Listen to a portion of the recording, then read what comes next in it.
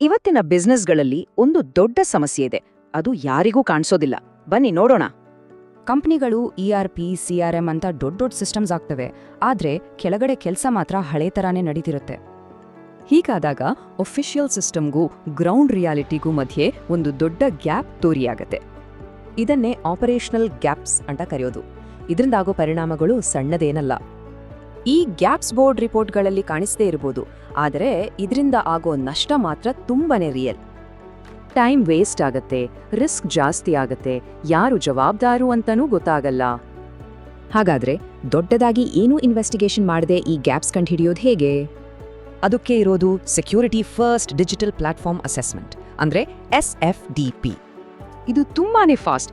ಕೇವಲ 60ರಿಂದ 90 ಸೆಕೆಂಡ್ಗಳಲ್ಲಿ ಮುಗಿದು ಹೋಗುತ್ತೆ. ಇದೇನು ಸೇಲ್ಸ್ ಪಿಚ್ ಅಲ್ಲ, ಬದಲಾಗಿ ನಮ್ಮ ಡೈಲಿ ಆಪರೇಷನ್ಸ್ ಬಗ್ಗೆ ಯೋಚನೆ ಮಾಡೋಕೆ ಕೆಲವು ಪ್ರಶ್ನೆಗಳು ಅಷ್ಟೇ. ಹಾಗಾದ್ರೆ ಇಷ್ಟು ಚಿಕ್ಕ ಅಸೆಸ್ಮೆಂಟ್ ಯಾಕಿಷ್ಟೊಂದು ವ್ಯಾಲ್ಯೂಯೇಬಲ್? ಮೊದಲನೇದು, ಇದು ಫಾಸ್ಟ್. ERP, CRM ಸಿಸ್ಟಮ್ಸ್ ಹೊರಗಡೆ ನಿಜವಾಗಿ ಏನಾಗುತ್ತೆ ಅನ್ನೋದ್ರ ಮೇಲೆ ಫೋಕಸ್ ಮಾಡುತ್ತೆ. ಎರಡನೇದು, ಇದೊಂದು ರಿಯಾಲಿಟಿ ಚೆಕ್. ಮ್ಯಾನ್ಯುಯಲ್ ಪ್ರೋಸೆಸ್ಗಳಿಂದ ದುಡ್ಡು ಎಲ್ಲೆಲ್ಲಿ ವೇಸ್ಟ್ ಆಗ್ತಿದೆ ಅಂತ ತೋರಿಸುತ್ತೆ. ಮೂರನೇದು, ಇದು ಎಲ್ಲ ಇಂಡಸ್ಟ್ರಿಗಳಿಗೂ ಅನ್ವಯಿಸುತ್ತೆ, ಯಾಕಂದ್ರೆ ಇದು ಡೇಟಾ ಮತ್ತು ಅಕೌಂಟಬಿಲಿಟಿ ಬಗ್ಗೆ ಮಾತಾಡ್ತಾ ಹೋಗುತ್ತೆ. ನಾಲ್ಕನೇದು, ಇದು ರಿಸ್ಕ್ ಎಲ್ಲಿದೆ ಅಂತ ಗುರುತಿಸಿ ಡಿಜಿಟಲ್ ಆಗೋಕ್ಕೆ ಒಂದು ಕ್ಲಿಯರ್ ದಾರಿ ಕೊಡುತ್ತೆ. ಕೊನೆಯದಾಗಿ, ಇದರ ಉದ್ದೇಶ ಏನಾದ್ರೂ ಮಾರೋದು ಅಲ್ಲ, ಬದಲಿಗೆ ಒಂದು ವ್ಯಾಲ್ಯೂಬಲ್ ಇನ್ಸೈಟ್ ಕೊಡೋದು. ಇದ್ರಿಂದ ಎಲ್ಲಕ್ಕಿಂತ ಮುಖ್ಯವಾದ ಒಂದು ಲಾಭ ಇದೆ: ಪೂರ್ತಿ ಕಂಟ್ರೋಲ್ ಸಿಗುತ್ತೆ.